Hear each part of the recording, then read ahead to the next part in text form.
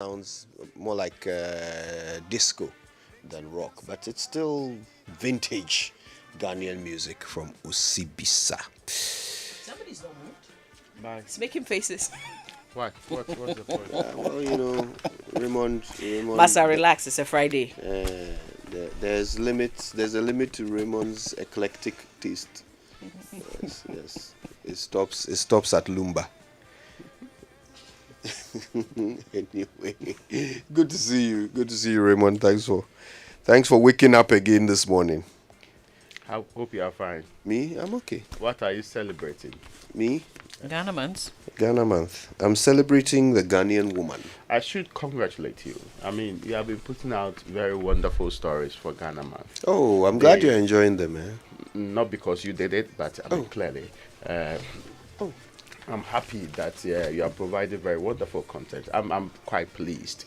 Yes. I'm so confused coming by from that. you, I am very, very excited about it anyway. If someone were to hear you, they might think you pay my salary.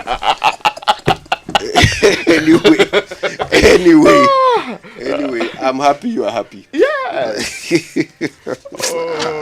People should go watch it. Look out for it, right? We played one earlier this morning. The actual mountain one was also one wonderful one, except that the exaggerations were plenty. Which Yesterday we exaggeration? talked about. Hey! Opala says his cells, tissues, they were doing something. The cells, they have been, But how is that an exaggeration? Hey, have you been there? please. Was it? Are you in my body? Hey, Are he you said me? military Me, people you cry are. along the way, Me, you. No, but have you experienced it before? I've gone to praise several times. I mean, as a prayer warrior, I've gone to praise several times. Actually, It's not. We are a small Well, boy. You, yeah, are, the you have spirits. gone up Yeah. Akia Mountain. Yes, before. several times. I mean, I'm not saying once. Why you think that I just became age 50? No, wait, hold on. Okay. You didn't come back anointed. That's the difference. So Well, you've been there several times. Yes. What a wasted As journey. a prayer warrior. What shall a we get into what our a drive safe futile campaign now? exercise. All right, okay. And our Drive Safe campaign is brought to you by Journeys and Multimedia Group. Is supported by Toyota, superior quality, and Imperial General Assurance, solid protection. Avoid all distractions. Please keep both eyes on the road and hands on the steering wheel. Please drive safe. All right, and please say it right. Thanks to Kingdom Books. At Kingdom, quality and affordability are their hallmarks. Something must be done. You say either. I say either. Who is ready for another new word? Right, here it is. Insouciant. Insouciant. Insouciant.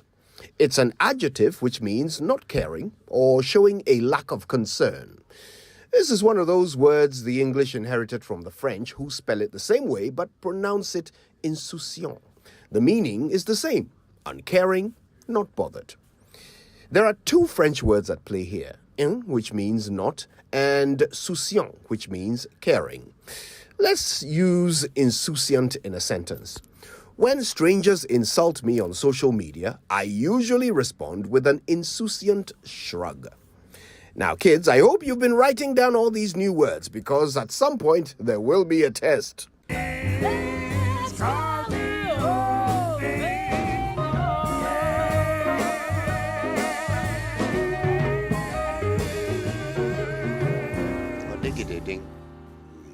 Yeah.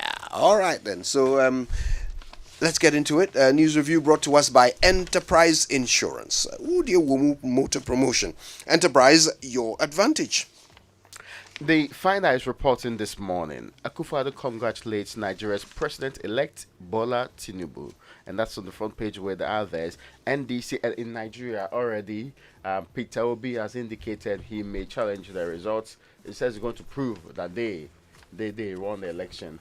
And that's an interesting development coming from WhatsApp. You know, there was an electronic transmission difficulty, which is one of the main issues they raised. In fact, in the course of the election, then the collation, they asked the EC to stop, cancel the process, and start afresh. The EC said there was no reason for them to do so.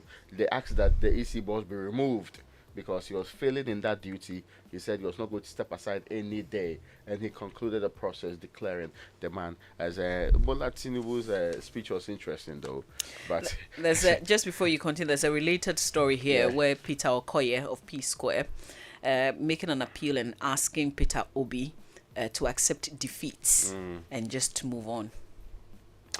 Post-elections, how you manage it sometimes affects your future in politics. So yeah, you should be careful. You are not seen as a sore loser, Right. especially when you have to draw the line between pursuing legitimate claims and merely raising pedantic issues. Now, NDC NPP clash over EC's CI. So the minority had a press conference 2 days ago. Yesterday there was a press conference from the majority too. The minority said that they were not convinced by the issues and the reasoning that the EC had provided. They believe that the National Identification Authority cannot, or is challenged, or cannot provide all the cards or the cards required within the period that is supposed to provide them.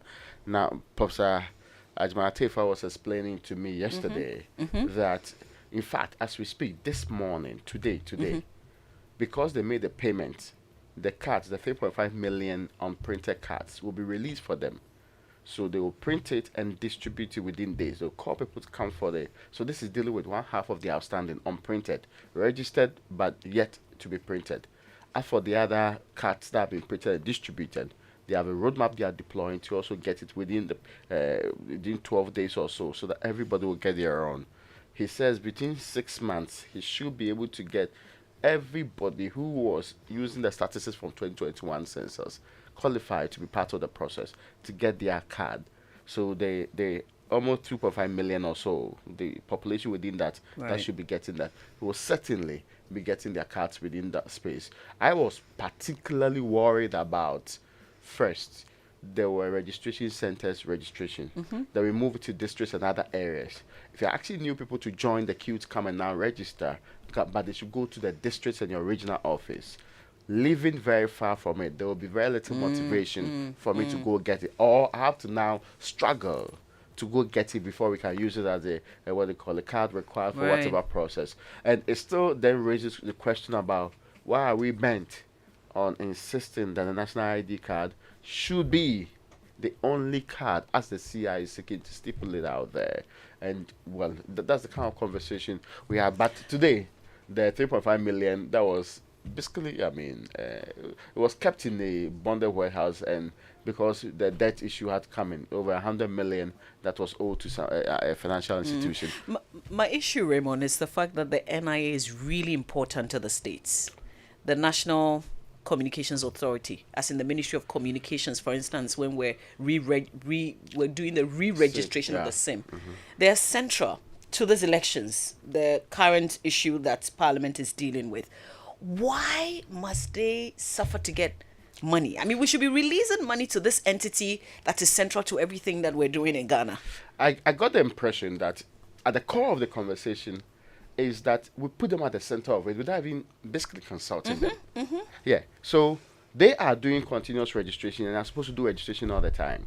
And yet we put timelines like, oh, there's a time you have to register for your SIM. They are placed in the middle of it. Whether or not they have the money to do it, the space to do it, the resources and the logistics to deploy across the country, Right. If something they're not even consulted anyway. Then when we have another engagement on the election rate, we also put them at the center of it, making it look like they're supposed to work every week, every day to provide the cards for people. When we are aware of the logistical challenges that have come in, but that's what's in the front page, on the front page of the Finder. There's another one about 2023 Hajj Fair is pegged at 75,000 cedis. Yes, that's on the front page too. But I'll scrap ex gratia for members of the executive. This is former President John Dramani Mahama. But you have the bigger story. Yes, because it's actually the main story in the Daily Graphic newspaper is on the front page. John Mahama saying that he will scrap ex gratia. Former President John Mahama has promised to scrap payments of ex gratia for Article 71 of his holders if he wins the 2024 presidential election. He said the necessary constitutional steps to stop the payments would start in 2025 if given the nod to become president again. Now, we can quickly go back to events because he was president. Remember, he was vice president when former president, the late former president, may he so rest in peace, John Atta Mills, started this whole process of the review. In fact, the reports, when the report finally came, it was the following year that former President Mills passed. He had the opportunity as president to do something about it. He did not. And I think that's what the issues that people are raising.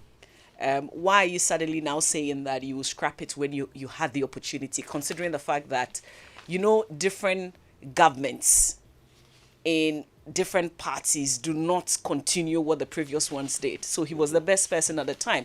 I remember Suleiman Abrahama making this point on Newsfile sometime last year. He was the best president to have continued the process that former President Atta Mills started. He did not. He failed to. And then suddenly he says he's going to scrap it. So Should we believe him? So in essence, back then, he didn't think we were annoyed enough by it. So now he thinks we are annoyed enough, so he's going to do it. It means that it's not his personal will, right? It's a fair deduction. Okay, I'm happy for him to debate me on it, but it's a fair deduction that if at the time a process was already in place and he didn't bother to continue it, but now he says he will scrap it, it means he's doing it in response to other people's desire for the thing to be scrapped. Not his own conviction that it should be scrapped. So, he's playing to the gallery. Will the gallery accept or not? The election will show. In 2015, there was a conversation which he actually insisted we should discuss in this country about Article 71 office holders and the kind of emoluments and the salaries they get. Of course, ex gratia is part of that. Yeah. To him, a comprehensive review.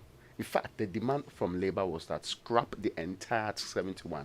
Let's all be, if it's single span, whichever salary structure I wanted to be on, let's all be on the same salary structure so that some people do not feel that they are extraordinary and yet keeping others impoverished. He said, let's have a conversation on that. But you also recall that this is in 2015 that we were having higher conversations with the IMF for a bailout then. Then the next year, 2016, he had to leave. I am just happy that at least, and I think that all the other political parties and leaders should make similar commitment. The ex gratia regime is for a backward society. A society that believes that some people have that extraordinary work, maybe because they served. And it's not like when you become a teacher in my hometown for 40 or 50 years, still you get ex gratia. It's not like they may have served this country better, stolen far less, or nothing at all. And yet we get to we get to reward certain groupings. So I am happy that at least we can get some commitment for everybody that we need to remove it, because sometimes the people who are beneficiaries, they are the last people to be interested in getting themselves removed from any benefits that they are getting. All right. Yeah. Remember, And I suppose you're right. To be fair, it's an election, right? So first past the post. The one whose plans please the people the most will win. So yes, we may do all the analysis we want about his intentions and his real desires and whatever. Whomever's plans please the people the most will win. So this is a good plan. Let's be fair. We don't want ex gratia. remember Togbi Akweda's call for Council of State members not to be paid, for instance. Look at what happened to him. The response. In the end. But also remember that this provision that we're talking about is an entrenched provision. It won't be easy like that to deal with. Oh, no, it will be very easy. If you ask the people of this republic to do a referendum on removing the largesse of their people who are not serving them properly. But can the former president start by saying, I refuse all the perks that come, with the office?